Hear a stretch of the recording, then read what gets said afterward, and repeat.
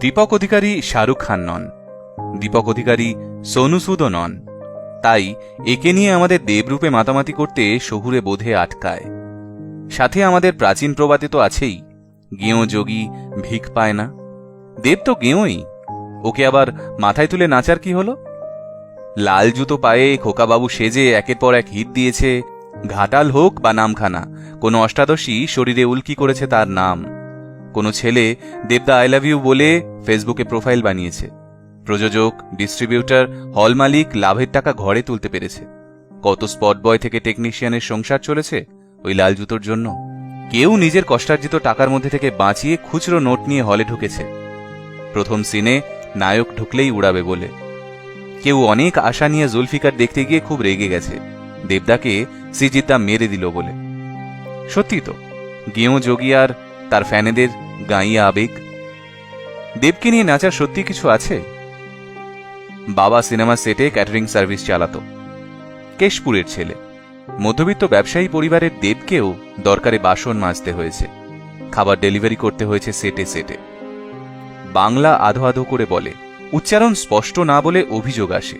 কিন্তু সেই ছেলেই সংসদে প্রবেশ করে প্রথম বক্তব্য পেশ করে বাংলাতে। কিছু লোকের বাংলা জাতীয়তাবাদের হাওয়া তোলার অনেক আগে। মেদিনীপুরে গ্রামের বাড়িতে কাকার পরিবার লকডাউনের দরুন খাবার পাচ্ছিলেন না। দেব মেদিনীপুরে রেশন পৌঁছে দেওয়ার খবর টুইটারে লিখতেই কিছু লোকে বলে, আপনার কাকা খাবার পাচ্ছে না, খবর রাখেন। সিপিএম খাবার পৌঁছে দিয়েছে জানেন?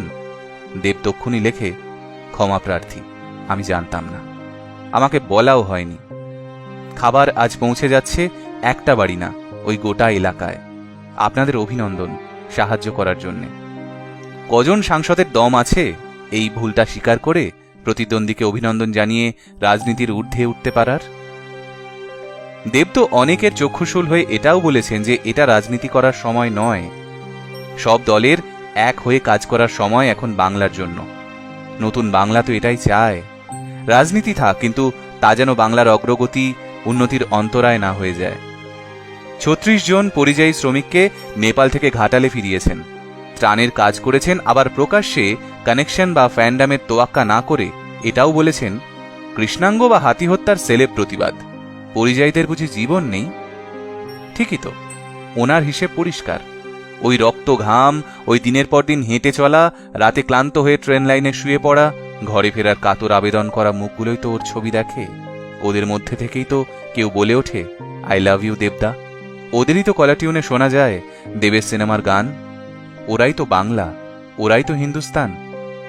অনেকে আলিশান প্রাসাদে বসে ওকে নিয়ে মশকরা করে, অভিধান অনুসারে একে বলা হয় উন্নাসিকতা। অনেকে খিল্লি করে পাগলুকে নিয়ে। গুণীজনরা একেই বলে বোধহয় এলিটিজম। কিন্তু সেই ক্লাসটা যেখানে শেষ হয়, তারপর থেকে শুরু হয় ডলবি ডিজিটালে সংলাপ, চ্যালেঞ্জ নিবি না শালা। একজন সংস্কৃতি মনস্ক রুচিশীল বাঙালি একবার বলেছিল, দেব হচ্ছে পুয়ার ম্যানস শাহরুখ খান, বুঝলে, পাতে দেওয়া যায় না। আমি জানতে চেয়েছিলাম, সেভাবে দেখলে কি কলকাতা পুয়ার ম্যানস মুম্বাই না? অশিক্ষিত, ঐতিহ্য সম্বন্ধে অবগত নই ইত্যাদি বলে উনি মুখ গোমড়া করেছিলেন।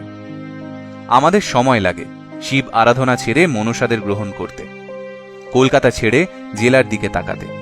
শহুরে আইকনদেরই দেবতুল্য ভাবি, বাকিটা চ্যাংমুরি কানি। তারা যতই দেবত্বের অধিকারী হোক, আমাদের সময় লাগে এদের স্তম্ভমূলে বসাতে। বনেদি নয় যে, পেডিগ্রি নেই যে।